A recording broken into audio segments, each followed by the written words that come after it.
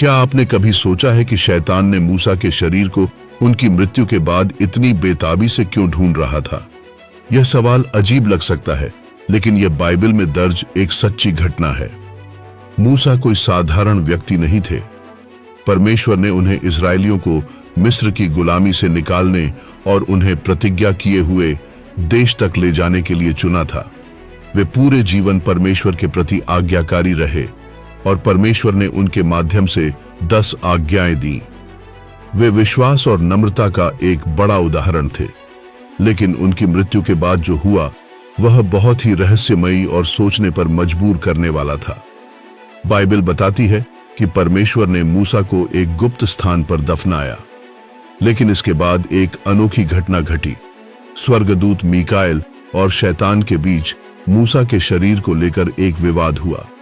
यह कोई काल्पनिक कथा नहीं है, बल्कि बाइबल के यहूदा की पत्री 8:9 में दर्ज एक सच्ची घटना है। वहां लिखा है कि प्रधान स्वर्गदूत मीकाएल और शैतान मूसा के शरीर को लेकर बहस कर रहे थे। यह घटना कई सवाल खड़े करती है। शैतान मूसा के शरीर को क्यों ढूंढ रहा था? परमेश्वर ने उसे क्यों छिपाया? आइए इस बाइबलिक घटना को गहराई से समझते हैं।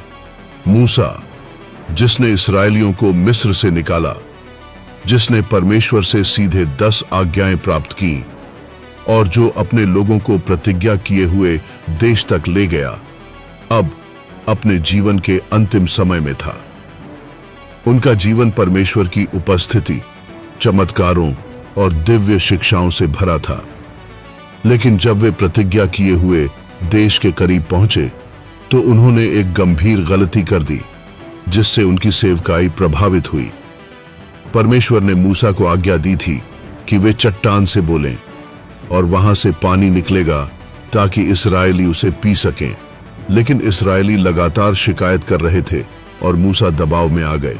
गुस्से में आकर उन्होंने लोगों से कहा, क्या हमें हर बार तुम्हारे लिए पानी निकालना पड़ेगा?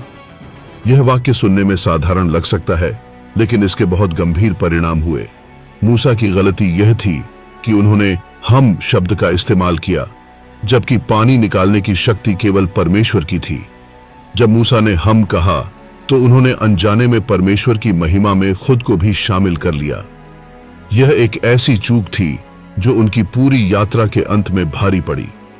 इस घटना से हमें आज्ञाकारिता और नम्रता का एक बड़ा पाठ मिलता है।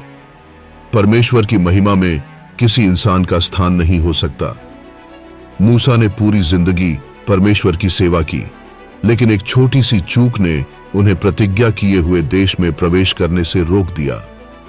परमेश्वर ने उनकी मृत्यु को भी रहस्य बनाए रखा और उनके शरीर की रक्षा की, ताकि कोई भी उसे अपनी इच्छानुसार उपयोग न कर सके।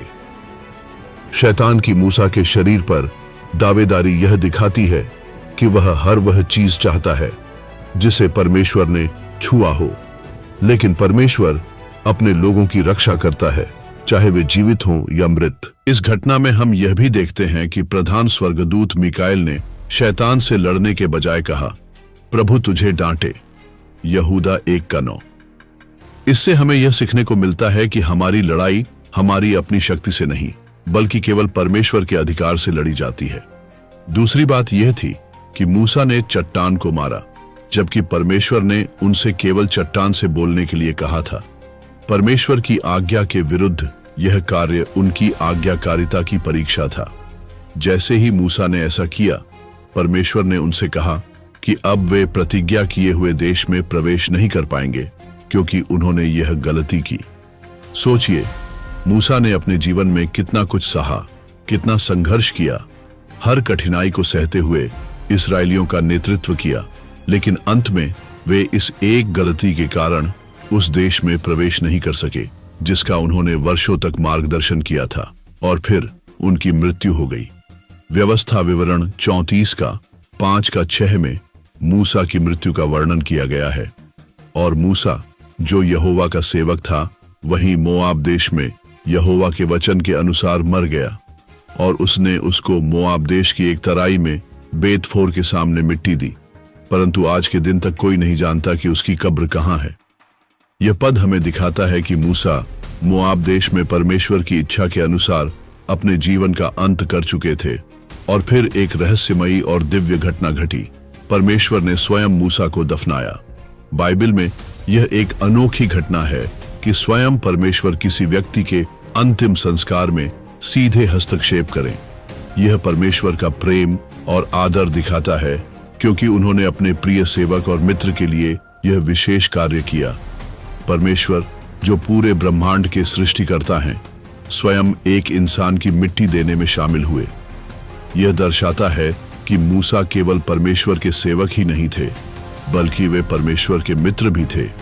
यह मित्रता हमें परमेश्वर के अद्भुत प्रेम, आदर और सम्मान का उदाहरण देती है। लेकिन फिर एक सवाल उठता है, परमेश्वर ने मूसा को एक गुप्त स्थान पर क्यों दफनाया? उनकी कब्र का स्थान दुनिया से क्यों छिपाया गया? इस प्रश्न का उत्तर हमें परमेश्वर की अद्भुत योजना और शैतान की धूर्त चालों को समझने में मदद करता है। बाइबल बताती है कि प्रधान स्वर्गदूत मीकाईल और शैतान के बीच मूसा के शरीर को लेकर एक तीव्र विवाद हुआ। लेकिन यह झगड़ा पृथ्वी पर नहीं, बल्कि आकाशीय स्थानों में हुआ। यह कोई साधारण विवाद नहीं था, बल्कि शैतान ने मूसा के शरीर पर अधिकार जताने का दुस्साहस किया। परमेश्वर के इस प्यारे सेवक की रक्षा करने के लिए प्रधान स्वर्गदूत मीकाईल ने स्वयं हस्तक्षेप किया। प्रधान स्वर्गदूत मीकाईल ने परमेश्वर की महिमा की रक्षा के लिए स्वयं शैतान का विरोध किया। बाइबल इस आकाशीय संघर्ष के सभी विवरण नहीं देती, लेकिन हम जानते हैं कि मीकाईल ने परमेश्वर द्वारा दी गई जिम्मेदारी को निभाते हुए शैतान के दावे का दृढ़ता से विरोध किया। प्रधान स्वर्गदूत मीकाईल, जिन्हें परमेश्वर ने महान शक्ति और अधिकार दिया था, पूरी दृढ़ता से खड़े रहे। लेकिन यहाँ पर एक महत्वपूर्ण बात थी। उन्होंने शैतान को अपने नाम या अपनी शक्ति से नहीं डांटा। इसके बजाय उन्होंने कहा, प्रभु तुझे डांटे। यहूदा 1:9। यहाँ हम देखते हैं कि मीकाईल में गहरी विनम्रता और परमेश्वर पर संपूर्ण निर्भरता थी। मीकाईल जानते थे कि शैतान पर जय पाने की शक्ति केवल परमेश्वर से आती है, इसलिए उन्होंने अपनी ओर से कुछ नहीं कहा, बल्कि सब कुछ परमेश्वर पर छोड़ दिया। यह हमें सिखाता है कि चाहे हमारे सामने कितनी भी बड़ी आत्मिक लड़ाई क्यों न हो, हमें अपनी शक्ति पर नहीं बल्कि केवल परमेश्वर पर भरोसा करना चाहिए। अब सवाल उठता है, शैतान जैसे आत्मिक प्राणी को एक नश्वर इंसान के शरीर में इतनी रुचि क्यों थी? मूसा के मृत शरीर पर कब्जा करके शैतान को क्या हासिल होता? 1. शैतान मूसा के पुनरुत्थान या स्वर्गारोहण को रोकना चाहता था। शैतान जानता था कि मूसा परमेश्वर के महान सेवक थे। संभव है कि उसने सोचा हो कि परमेश्वर मूसा को एलियाह और हनोक की तरह सीधे स्वर्ग में उठा लेंगे। बाइबल बताती है कि मत्ती 17 में यीशु के रूपांतरण के समय मूसा और एलियाह प्रकट हुए थे। शैतान, जो परमेश्वर की योजनाओं को रोकने की कोशिश करता है, शायद यह नहीं चाहता था कि मूसा को स्वर्गीय महिमा मिले। इसलिए उसने मूसा के शरीर को अपने अधिकार में लेने की कोशिश की, ताकि परमेश्वर की योजना को विफल कर सके। 2. शैतान मूसा के शरीर को मूर्ति पूजा का साधन बनाना चाहता था। बाइबल हमें बताती है कि इस्राएली कई बार मूर्ति पूजा में गिर गए थे। निर्गमन 30 में सोने के बछड़े की घटना इसका एक बड़ा उदाहरण है। शैतान, जो मनुष्यों की कमजोरियों को अच्छी तरह जानता है, शायद मूसा के शरीर को एक धार्मिक वस्तु के रूप में प्रस्तुत करना चाहता था। यदि इस्राएलियों को मूसा की कब्र या उनके अवशेषों का पता चल जाता, तो वे शायद उनकी पूजा करने लगते। परमेश्वर, जो अपने लोगों की रक्षा करता है, पहले से ही शैतान की इस योजना को जानते थे। इसलिए उन्होंने अपनी बुद्धि में मूसा के शरीर को छिपा दिया, ताकि इस्राएल के लोग सच्ची आराधना से भटक न जाएं। शैतान का सबसे बड़ा उद्देश्य क्या था? बाइबल में प्रकाशित वाक्य 12:10 में शैतान को दोष लगाने वाला कहा गया है। शायद शैतान मूसा के पुराने पापों और उनकी अयोग्यता को परमेश्वर के सामने लाकर उन्हें दोषी ठहराना चाहता था। शैतान मूसा की 3 प्रमुख भूलों को आधार बनाकर उनकी निंदा करना चाहता था, जैसे 1. एक मिस्री को मार डालना, 2. व्यवस्था की पट्टिकाएं तोड़ना, 3. चट्टान से पानी निकालने के लिए परमेश्वर की आज्ञा के अनुसार बोलने के बजाय उसे मारना। शैतान को निंदा करने में आनंद मिलता है। वह हमेशा मनुष्य को परमेश्वर के सामने दोषी ठहराना चाहता है, और सच तो यह है कि मूसा जो परमेश्वर के एक महान सेवक थे, वे भी पूर्ण रूप से निष्पाप नहीं थे। शैतान का दूसरा उद्देश्य परमेश्वर की योजना और सामर्थ्य का उपहास उड़ाना था। शायद वह मूसा के शरीर को जीत की ट्रॉफी बनाकर यह दिखाना चाहता था कि वह परमेश्वर के चुने हुए अगुआ पर अधिकार कर सकता है। शैतान हमेशा परमेश्वर की योजनाओं को चुनौती देने की कोशिश करता है, लेकिन याद रखें, शैतान की चालाकी की कोई सीमा नहीं है। परमेश्वर की बुद्धि और सामर्थ्य भी अनंत है। शैतान पूरी कोशिश कर सकता है, लेकिन परमेश्वर की योजनाओं को कोई विफल नहीं कर सकता। परमेश्वर की इच्छा को कोई रोक नहीं सकता। परमेश्वर की शक्ति और ज्ञान सदा शैतान से कहीं अधिक है। जब शैतान ने मूसा के शरीर के लिए संघर्ष किया, आखिरी निर्णय परमेश्वर का ही था। परमेश्वर हर परिस्थिति में हमसे एक कदम आगे रहते हैं। इजरायली बार बार मूर्ति पूजा के जाल में फंसते रहे। सोने के बछड़े की पूजा की, निर्गमन 32। पीतल के सांप को पूजनीय मान बैठे, गिनती 21 का 9। वे बहुत जल्दी सच्चे परमेश्वर से भटक जाते थे। अगर मूसा का शरीर मिल जाता तो शायद लोग उसकी भी पूजा करने लगते। परमेश्वर जानते थे कि इंसान की प्रवृत्ति मूर्ति पूजा की ओर झुकती है, इसीलिए उन्होंने मूसा का शरीर एक गुप्त स्थान पर रखा ताकि लोग उसे पूजनीय न बना ले। यह हमें याद दिलाता है कि हमारी आराधना केवल और केवल परमेश्वर की होनी चाहिए। कोई वस्तु, कोई व्यक्ति, कोई परंपरा, कुछ भी परमेश्वर की उपासना का स्थान नहीं ले सकता। परमेश्वर की अनुग्रह की गहराई इस बात से पता चलती है कि हमारे दोष हमें परिभाषित नहीं करते। हमारे बीते हुए जीवन की गलतियां हमें परमेश्वर के प्रेम से अलग नहीं कर सकती। परमेश्वर का प्रेम हमारी असफलताओं से अधिक शक्तिशाली है। मूसा ने अपने जीवन में गलतियां की थीं, जैसे कि मिस्री को मार डाला, निर्गमन 2 का 12। व्यवस्था की पट्टिकाएं तोड़ दी, निर्गमन 32 का 19।